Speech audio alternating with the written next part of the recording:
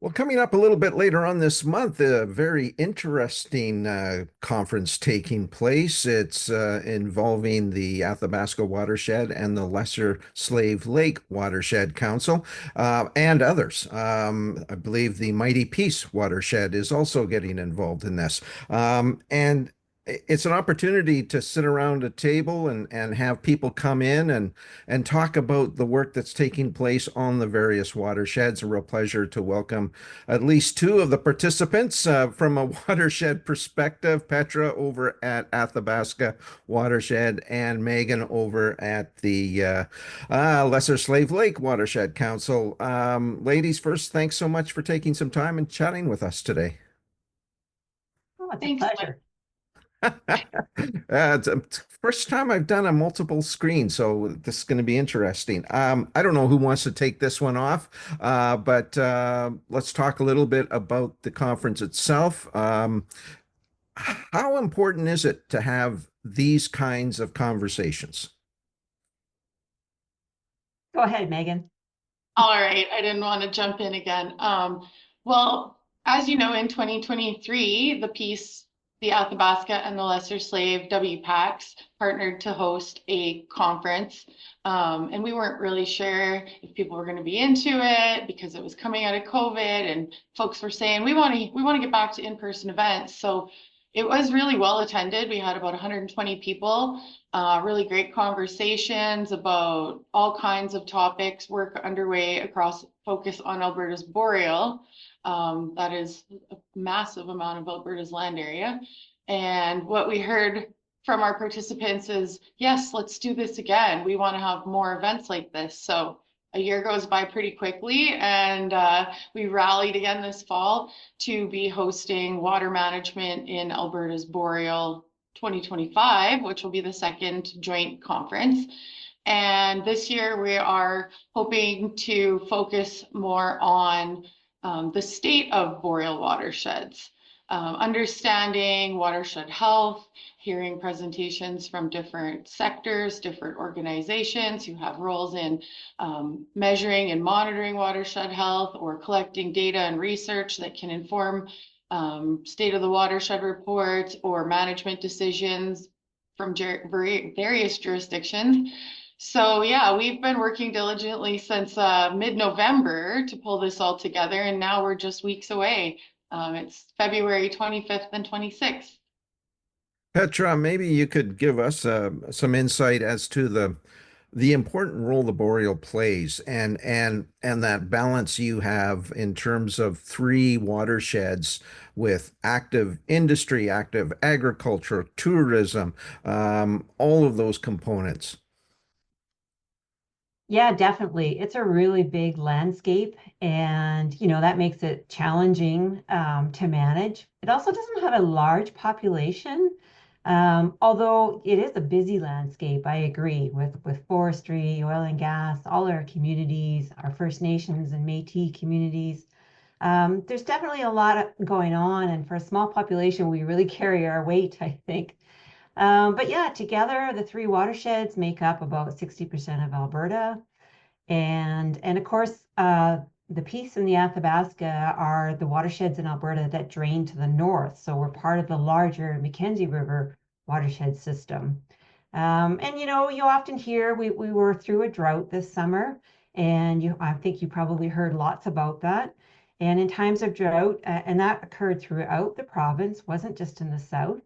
But certainly you hear comments about how our rivers are larger in the north and we have more water in the north, but a lot of our people and agriculture is in the south. So that's been a pretty hot topic this past 8 or 10 months. Would drought, wildfire, industrial development still be at the top of the list in terms of things that need to be managed?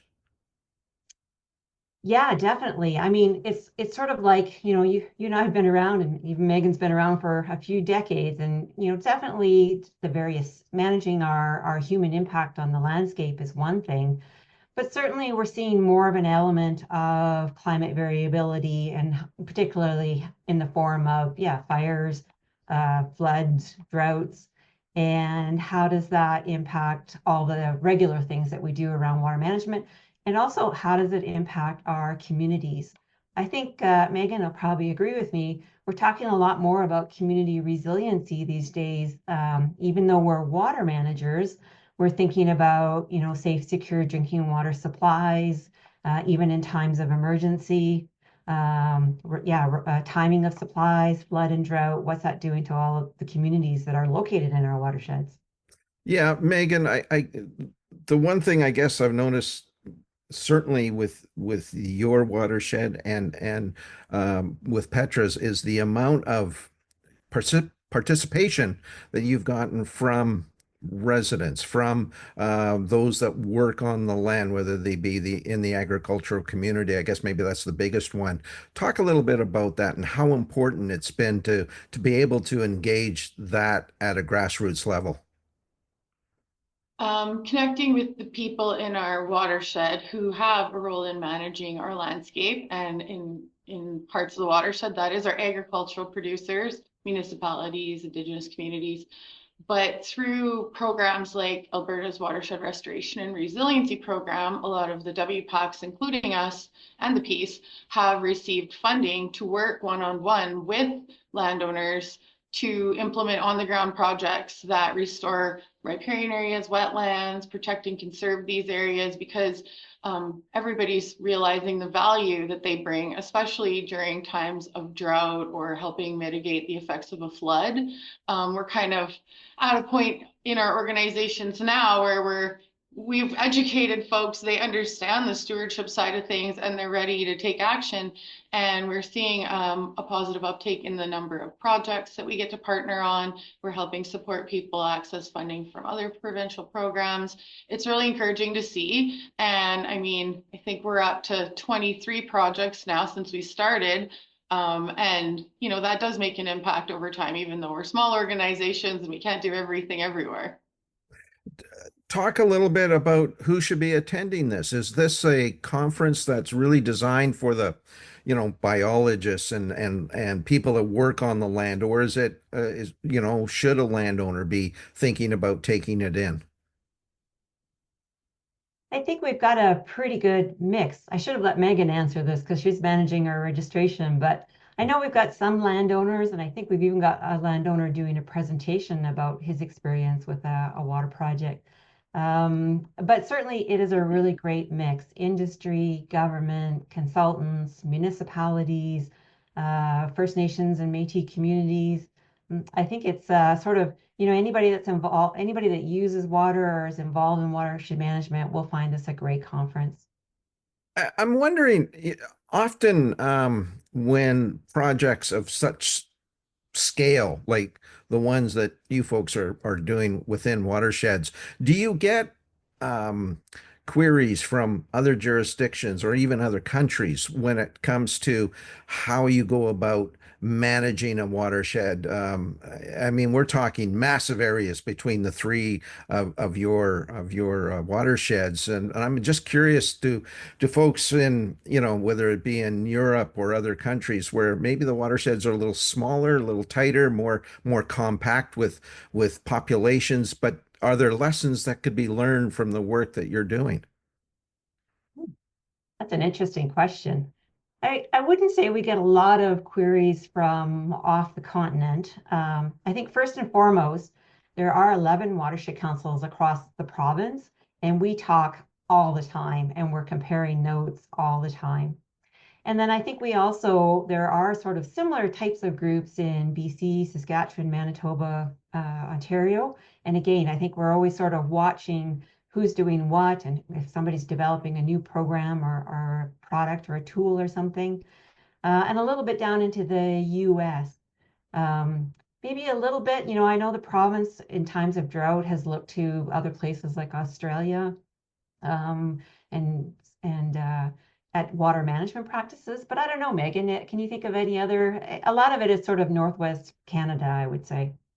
Yeah, and it goes the other way as well. WPEX can't be getting all the credit for creating some of the, basic foundations and principles that our work is based on. There's great examples of watershed stewardship projects fisheries work, municipal infrastructure, natural infrastructure work going on all over the place. And I think just as a community of practice, the water folks in general are really great about sharing because we do want to enable others to do this type of work without maybe the burden of creating it right from the start. So I think in general, the water sector are a really encouraging and cross jurisdictional group that there's always something to learn from your partners, no matter what border they're across. Right. Well, there's no question that we place a great deal of importance on our water resources. We'll leave it there. Maybe just before I go, if there's a website where folks can go to get more information if they are interested. Well, my website for the Lesser Slave Watershed Council is lswc.ca, and there's a post right on the main page that takes you to the conference Eventbrite. Or I suppose you could go into Eventbrite and Google water management in Alberta's Boreal, and then it'll take you to our registration link. People can also reach out to myself or Petra as well if they have any questions. All right. Well, as I say, we'll leave it there. Best of luck with the conference and look forward to catching up with you, well, perhaps sometime this summer.